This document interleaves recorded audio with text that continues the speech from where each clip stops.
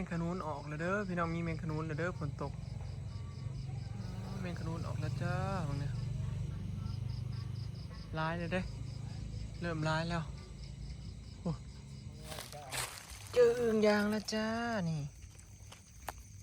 งอยในงาใหม่ไข่ว่าไข่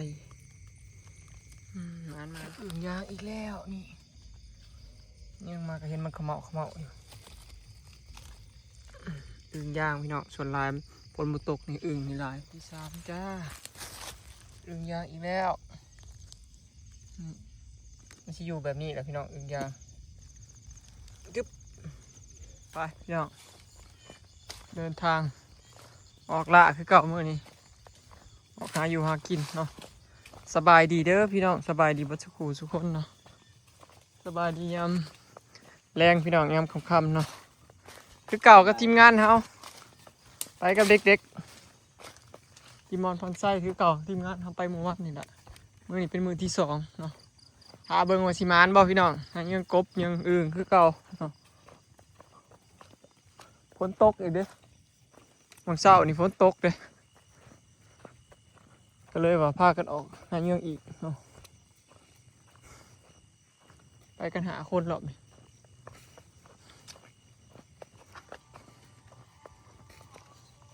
โอ้บ่าวไส้บ่าววันไส้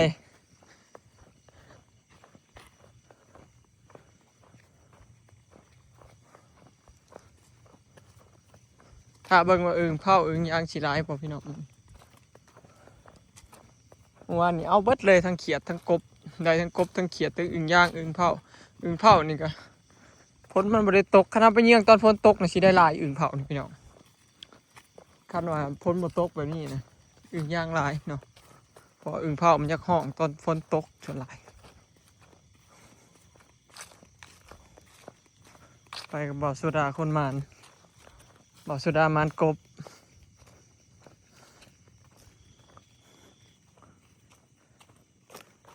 รอบนี้สิเอากับปูคายพร้อมถือธงมาใส่พร้อมเลยถือเนี่ยมาใส่กับปูคายเดี๋ยวนี้ตุ่มกบเอาสิหลอดไปทางใดในพันโซดาทางเก่าบ่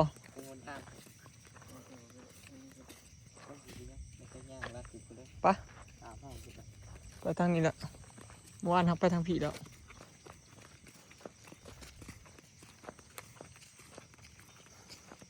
พาเบิ่งเด้อพี่น้องรอรุ่นน้ำกันเนาะสิมาบ่มือนี่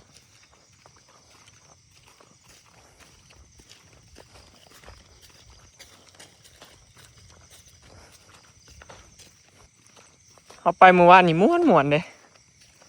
ม่วนขนาดไรกบไรเขียดไรอึ่งย่นย่านพุ่นละแตกสุดๆคนก็หลายเมื่อวานไม่มีใครรู้สึกว่าเงียบๆวันนี้คนหลายแห่งเลยเจออึ่งย่างอีกแล้วพี่น้องตัวนี้ตัวใหญ่ใหญ่แห้งเลยมือนี้คือเห็นแต่อึ่งย่างแต่ว่ามานแท้ตาดีเลยมือนี้ตัวแมงขนุนใหญ่พี่น้องแมงขนุนใหญ่ออกแล้ว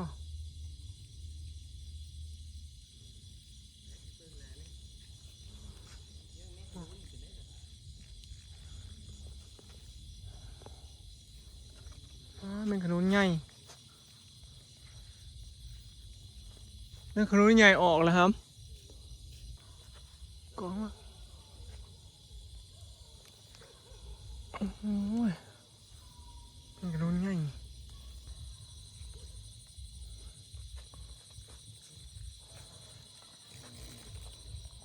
มันใส่เจออึ่งย่างใช่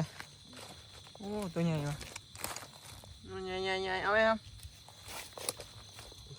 โอ้ตาดีเต๋อเลยเนาะคือเจอครบแล้วมันนอนคักเทว่ากบใหญ่มาแล้วหากได้กบตัวแรก yes แล้วมอนอึ่งย่างปะจะลองมองหน้าซิมอนเลยโอ้ไปสายยา ไปจะเกิดขาด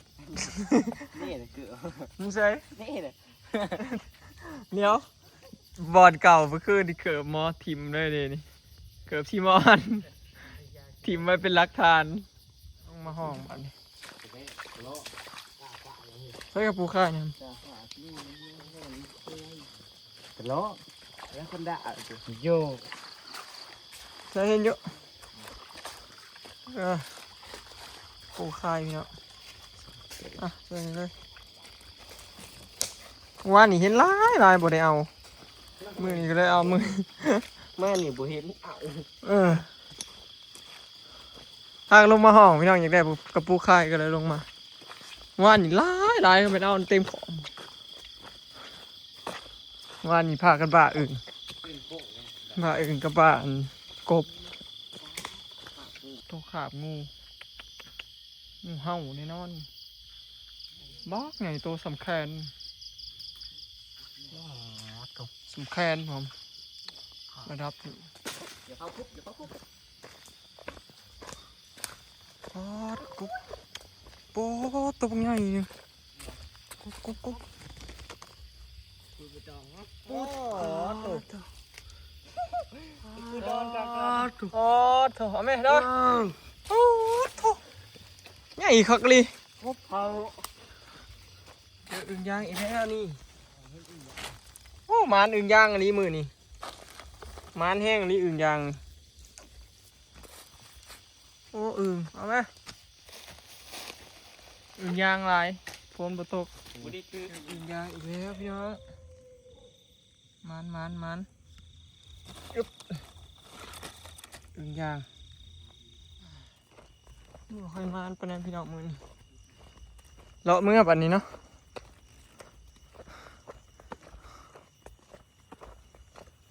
อย่างเลาะเมื่อได้สิออกทางห้องบอลที่เขาออกนี่แหละพี่น้องก็สิเลาะเมื่อ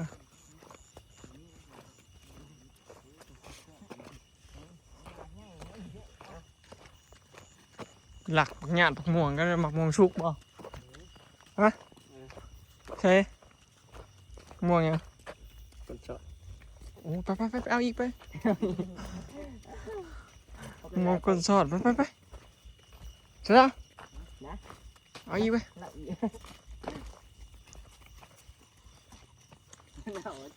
อืม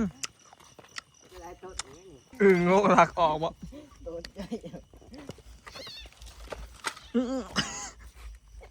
หมูคนสอดแสบ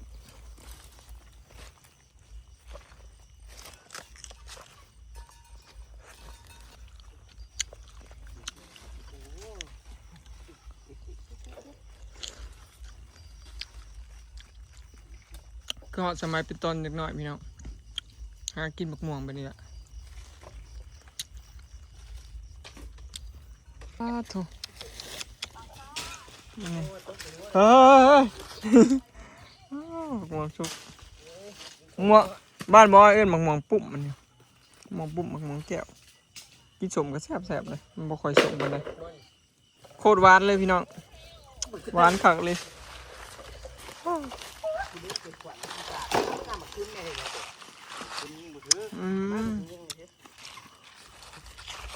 คุณแห้งคุกน้องนะครับได้คุณไหม ปลากกนี่หวานอย่างนี้นะ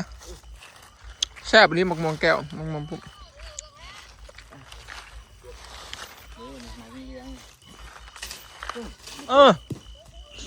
มาได้เล่นกันอันนี้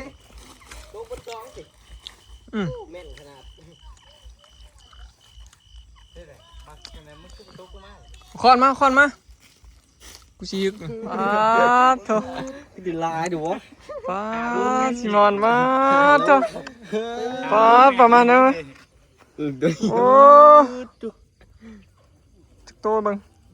อึ่งตัวเดียวกันนะเขียดโม่โอ้ประมาณโล พิการไปบ่เป็นนี่นะ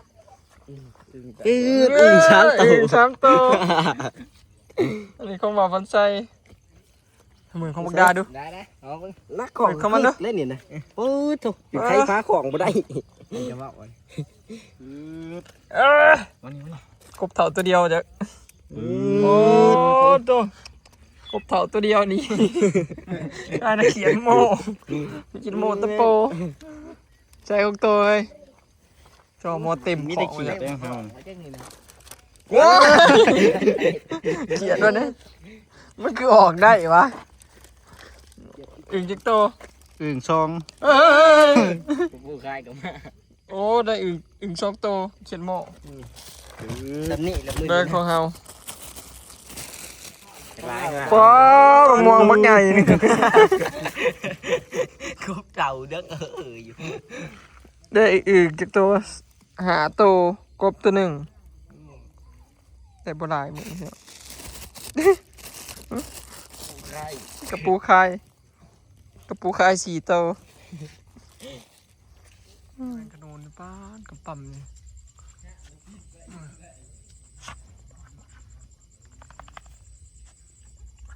แม่งกระโดนพี่น้องกระปั่มเลยลายมันกำลังมีพี่ปอดเอาแนวมาสั่นเนาะ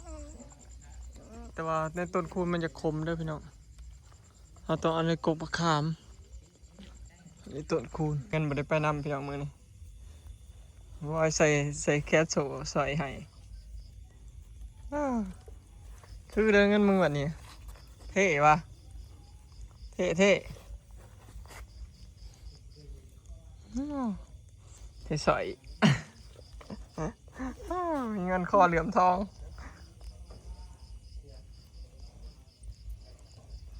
คือไปอย่าชิมือก่อนพี่น้องวันนี้เนาะพบที่ใดมาเมื่อคืนนี่นะพี่น้องนี่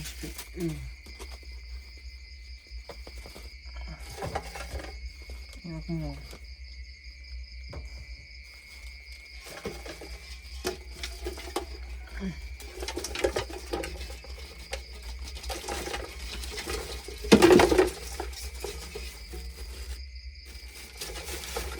กบตัวนี้ก็ได้